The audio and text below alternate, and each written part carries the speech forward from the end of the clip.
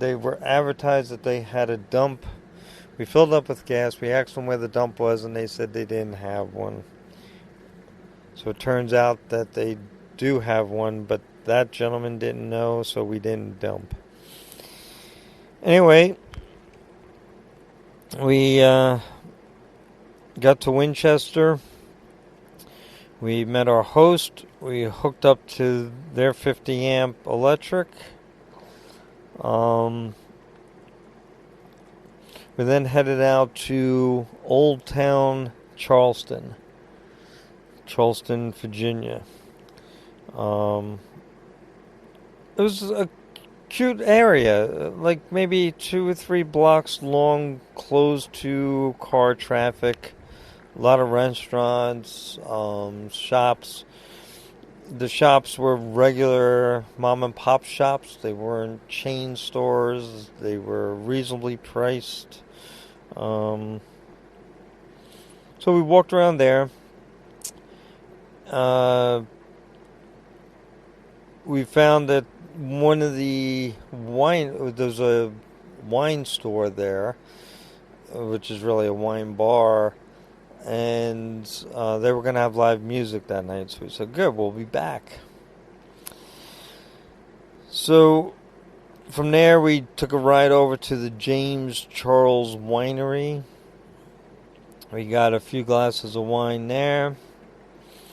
While we were there, we were talking to our sommelier and talking to her about Harvest Host. So she said she's heard of it, but she's not sure if the owners would be interested in something like that. She gave me the owner's email address, so I emailed the owner, and voila, they signed up as Harvest Hosts. So pretty cool. Next time we're in the area, we'll have to stop by and stay at their winery.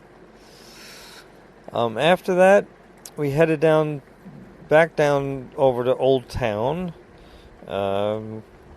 So the place where the live music was called the Wine Room. We texted our hosts to see if they wanted to meet us there, and they did. We sat and we shared a bottle of wine and a couple of hours of listening to great music and engaged in great conversation. It's not very often. Now, we've stayed at probably 100 different Boondockers Welcome host locations over the past 4 years. And I would say we've gone out with probably 1, 2, 3, 4, maybe, I'm sure less than a half a dozen of our hosts. One host we went out to pizza with. Another host we went out dancing with at a bar that had a band. Another host we became friends with and went out numerous times to breakfast buffets and shopping and ice cream in Tatamagouche up in Nova Scotia. So pretty cool. So we had a really nice night. We stayed up way later than we normally do. We're usually getting ready for bed around 10 p.m. or so. And we didn't get back to the rig till near 10:30, and then by the time we wound down and we were wound up, so got to sleep like really, really late. So that wasn't great. But we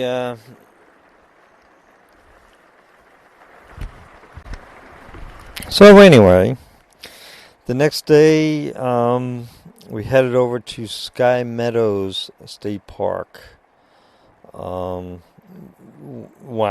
what a great state park! I'll tell you, we've hiked in national parks, we've hiked in many state parks, some local parks, some whatever. And out of any park we've ever been in, I would say that Sky Meadow State Park has the best trail marking system we've ever seen anywhere.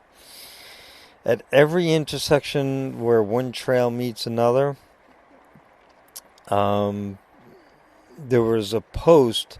Now each trail is color coded, so the blazes on the trees or the whatever color. So if you're hiking down a yellow trail, it intersects with a blue trail, you got a post, and it tells you on the post which way you're going and the distance to where you're gonna go and the intersection of the colored trail, and phenomenal. So I really, really recommend, and the views over there are just beautiful. Really, really nice. So we hiked about 4 miles there. Really loved it. Afterwards, we hit another gas station. We brought our National Park Pass, and then we hit an Aldi's, and then back to the rig to relax. So from there, we have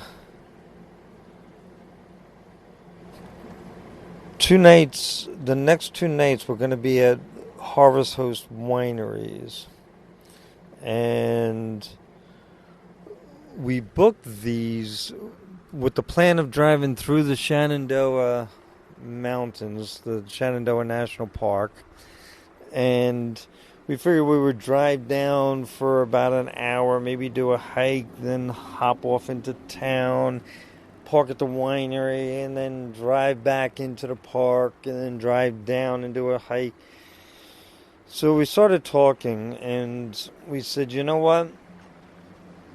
With all that extra driving and all that, why don't we look to stay at one of the campgrounds in the Shenandoah National Forest? So there was one that was open. They had no amenities. They did have, one dump and a water fill station, but each site had nothing. It was $30 a night, I do believe, and we decided, you know what, we'll be in the Shenandoah National Park. We'll stay for those 2 nights. Considering the gas that we'd be saving, driving the rig out to the wineries and back again twice. And at Harvest Host, you are expected to make a purchase. So we usually purchase a bottle of wine. So you figure anywhere from $15 to $25 for a bottle of wine. We said, you know what? Let's just stay in the national park. So we did. And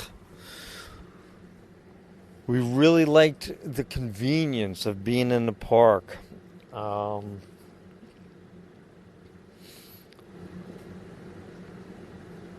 Which was very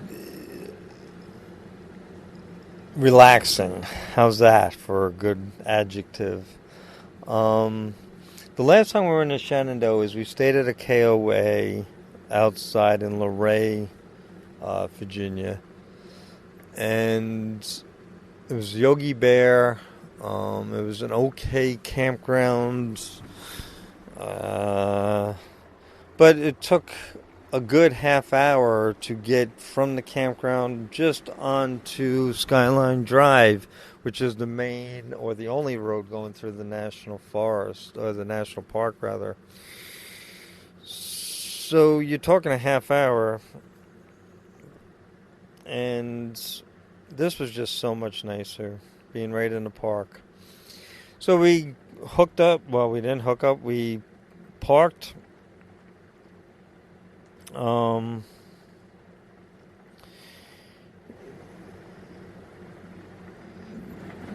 So I'm bouncing back and forth in my mind. So let me just backtrack a little bit. So I already have you at the campground. So let me just backtrack. So we left our host. We drove down through Virginia into Shenandoah National Park.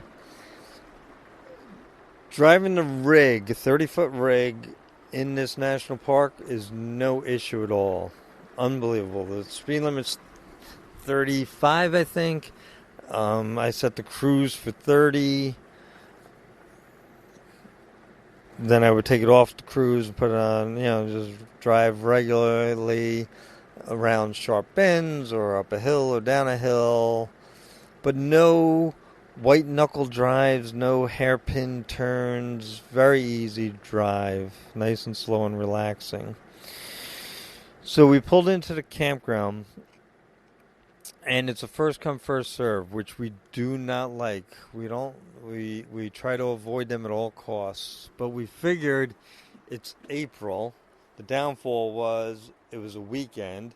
Another downfall was the next day, Saturday, was going to be National Park Day, so they didn't charge any entrance fees. So we assumed the campground was going to be packed. Actually, I thought it was going to be crowded. Trish thought it was going to be full. But anyway, we pulled in. I said to the gentleman, I would rather you just assign us to a site so we can just go there. And he said, well, that's not how we do it. You go pick a site, drop something there, and then come back. So we did. So we hit the dump station, emptied the tanks, found a spot, which wasn't bad to level at all, and we got set up. We then stopped at the visitor center. We asked for advice on some hikes in the area. Then we headed back to the rig. We got a thermos of wine, a couple of glasses, a couple of sandwiches. We hiked about a mile maybe, which was really just a walk through the grounds of the campground and probably about a 5-minute hike in the woods. We got to this rock with a beautiful overview, and we sat there and had dinner. Beautiful. We went back to the rig and enjoyed the evening. So we were running the furnace, and we have all LED lights, and going to bed, I noticed once the sun went down, as the sun was up with the furnace on, the lights on, our batteries were staying at 100% with our solar. Once the sun went down, within an hour our batteries dropped 10%, and I was shocked.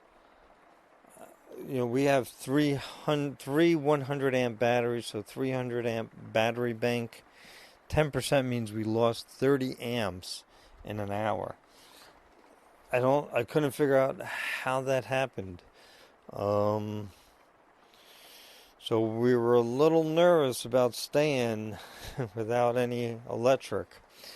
They allowed you to run the generators, but only until 7 p.m. You could do it in the morning and you could do it in the evening. Each time, I think, was like 3 hours. Now with the solar, running the generator didn't really help us because the sun was out. So we went to sleep. I slept very restlessly, worried about the batteries, worried about the furnace dying in the middle of the night. It was around 40 degrees or so. And so waking up frequently and listening for alarms and all that, and nothing. So once we woke up, I knew the batteries were close to